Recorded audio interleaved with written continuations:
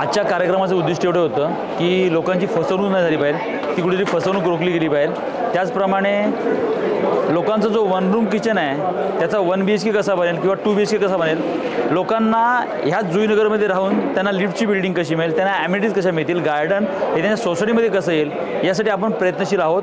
आणि तुम्हाला सांगितल्याप्रमाणे प्रभू सरांनी की आपण लोकांना मोफत सल्ला केंद्र हे खोललेलं आहे आणि आपण लोकांना मोफत सल्ला नेहमी देत असतो आणि लोकांचं कमीत कमी पैशामध्ये कसं लीज डीडची प्रक्रिया आपण पार पाडली, त्याच अनुषंगाने आता ह्याच्यापुढे आपण लोकांना मोठं घर कमीत कमी पैशामध्ये त्यांनी पैसे न खर्च करता कसं देऊ शकू ह्याच्याकडे आपला हा मार्ग असेल। त्यासाठी आपण ही आज कार्यशाळा केली।